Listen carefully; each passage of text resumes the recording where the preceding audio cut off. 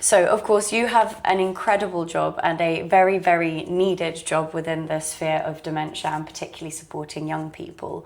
But what is your favourite part of your job? My favourite part is actually, it really is supporting the children. Yeah. I get so much satisfaction in supporting children and educating them. And a lot of the children I do support, all sort of under 18 years, but a lot of the children come from young onset dementia families, and just speaking to them and making them aware then they're not alone. Yeah. And that realisation, that light bulb moment, and sometimes they've never met anyone with lived experience, and sometimes I say, oh, my mum had young onset Alzheimer's disease, and they look at their faces change, like, oh, you get it. And I think that moment where I've given them the education about dementia, I've given them the confidence and empowerment to speak to the school, a teacher, and confidence that about the condition and how they can support their loved one as well, and also looking at the emotions and feelings that they experience and really embracing that and recognising those feelings enable them to cope better. And I think that there's nothing more better than that, knowing that you help children to actually support them through a very difficult stage of their life. I feel very privileged. It never feels like a job. That's the thing. That's lovely. So it's really, that is the kit. That is amazing. I think that is so important, because I remember being younger and almost knowing what I felt but not having the vocabulary to actually communicate that to anyone else, which kind of made it pointless me being able to understand my feelings, because I couldn't access any support. I kept defaulting to the I'm fine. And I think actually, had I been put in touch with someone like yourself at a younger age to try and learn more, because ultimately I think that's what kids want to do, right? They want to learn and understand. And I think that must be quite hard when you've got maybe a family or parents that don't necessarily want to share the information. Have you had experiences with that where the kids almost want to know so much more than the family in general? I do find that the parents try to protect the children. They want to sort of shield them from certain information because they're worried about how it's going to impact them. Are they going to realise it's a palliative condition? Are they going to think about the future? How do I support them? But it's often because the parents lack that education. So on our most popular session is just exploring the brain. We're actually looking at the brain, look what's happening, this is the disease, this is where it's happening, this is the symptoms, you can't see it. And I think parents really want to protect the children, but children have so many questions, so many mature questions, and they really want to know, and they want to know how they can help as well. And they recognise the fundamental aspects of their life, the daily life's changing, and they do worry about the whole family. And I think that education is so important, but parents are a bit reluctant because they think they're too young or they won't understand. But the kids I support are amazing ambassadors for dementia, and you give that information for them to recognise it's a disease, not the person, and that really helps the child. And often during the session, sometimes the adults sit with the children and learn about the brain as well, so it's actually learning together as well, and that enables the family to really understand the condition and cope better. I think understanding and being able to have those questions answered is very reassuring, even if the answer is, that it is a terminal condition and it's not anything we can do to fix it. I feel like at least you're better equipped, as opposed to almost building up these expectations that, but they'll get better, but everyone keeps telling me there's nothing wrong, they'll be fine, only to find that that's not the case at all.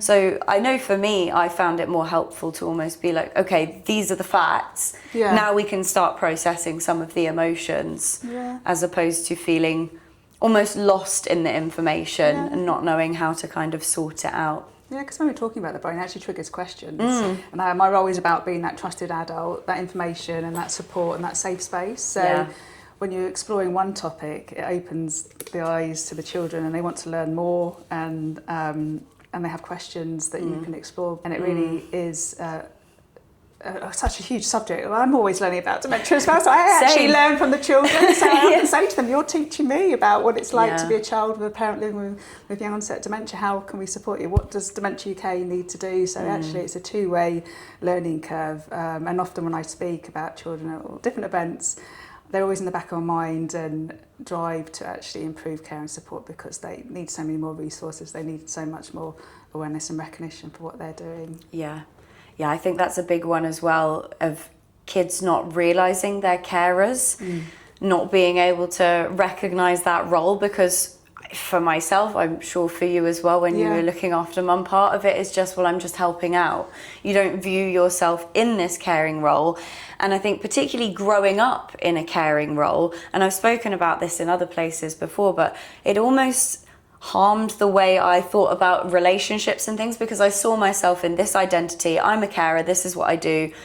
Obviously losing dad, that felt very, very difficult, because I felt like I lost dad and my identity. But even at school, it gave me kind of a sense of confidence to be able to say, oh, okay, there is a label, I am a carer. Whereas before it was a bit wishy-washy of, well, I'm helping out with dad, so my homework's a bit late because of this, and there wasn't much understanding for it, because it almost looked like a laziness issue. Or I even got told, oh, you're just depressed, or you're stressed, or whatever, a whole bunch of stuff, until eventually they realised, like, oh, okay, this is what's actually happening at home. But yeah, being able to recognise that you're a carer is almost that first step. And I don't think there's anything wrong with the word carer, but it's a bit like that word dementia. Some people are very phobic of it. Yeah, definitely. And like when mum was ill, I was a nurse working in the community as a district nurse, and I didn't see myself as a carer. Yeah.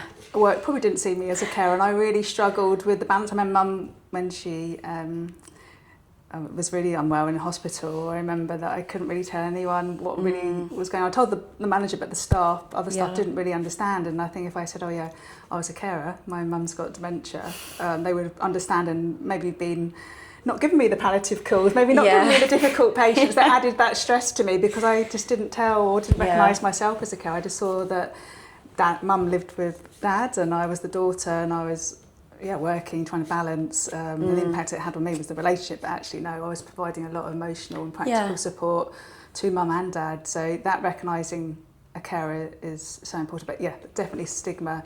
And I know from when I was younger, and my experience with my family, you know, my mum and dad decided to wait a while after the diagnosis to tell my brother and I, almost to the point that we kind of started to notice a few things changing in dad.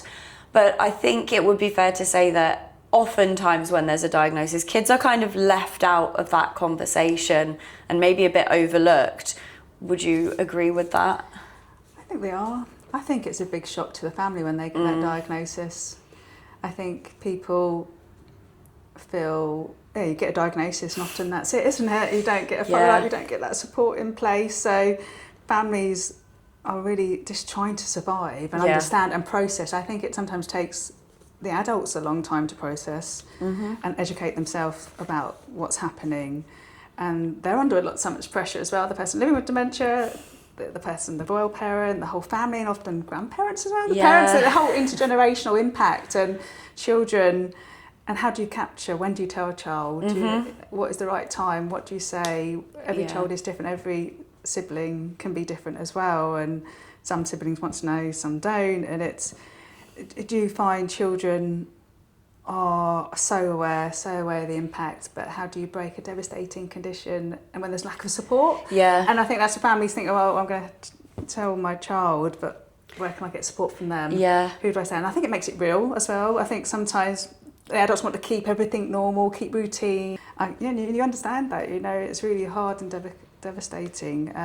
But children, they're not there at the clinics, they're not there at the hospital at appointments, so people don't see them as well. The professionals don't see them and may not recognise them as well. And in this role, I have really recognised those light bulb moments of the health professionals thinking, the children, I hadn't thought of the children, or I don't support children. So, but if you support the adult, you're supporting the children. It ripples through the family. So it's that generation, but everyone involved in a diagnosis, to think about the younger generations when a diagnosis is given. How do people usually end up getting linked in with you in your role at Dementia UK? We have our national helpline, so our adults phone our helpline, the Admiral nurses identify the children who might need support, and then they refer to my service. And about 20% of my time is supporting children, but sometimes I don't actually meet the children. Sometimes I support the adults to support the children as well. So it comes from our national helpline and our virtual clinics. Often I say, if the child doesn't need support now, you can always email me in the future if things change. So we do have families that come back, but a lot of the time it's the adults. They just want that reassurance. How do I tell my child, am I doing the right thing? You're like, you're doing amazing in a really difficult situation. It's that reassurance that it is difficult and it is hard, and just holding their hand a little bit.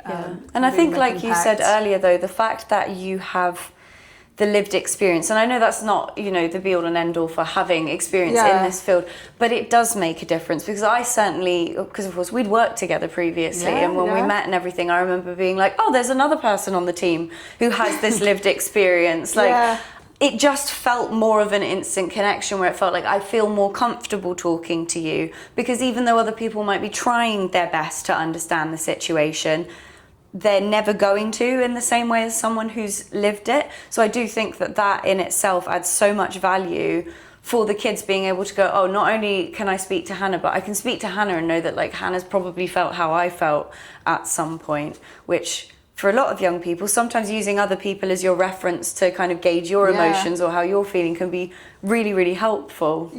Having that lived experience has helped. It's given me that passion. And this is the perfect role, and that lived experience, you do see it in the children's eyes and the recognition of I understand, but also I've always wanted something positive to come out of something so devastating and difficult. So I get so much satisfaction that using my mum's experience, what she went through, could actually turn it around and make a difference for other families. And that's why I do what I do. That's the way I want to support you, and that's why I keep going and put myself in doing lots of different opportunities, never saying no to anything, just to raising the awareness. It's so important. Exactly. I mean, I certainly found my purpose in being able to use Dad's story and our collective experience as a family almost as a way to sort of process my own grief as well, and then to be able to see the support that I can now offer to other people.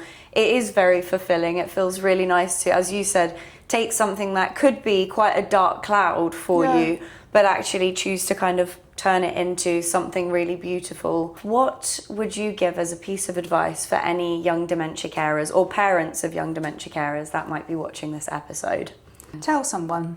Tell a friend. I think that's really important. Just have a friend that you can tell, that you don't feel so alone. They may not get it or understand, but just having a friend that knows can really help you feel that you've got someone to talk to if you need to. Definitely, that's how I felt, having friends around me that I know could come and see Dad without asking why is he behaving like that or what's going on there. So it does ease a lot of that stress that you are constantly carrying around with you, I think. So that's brilliant advice.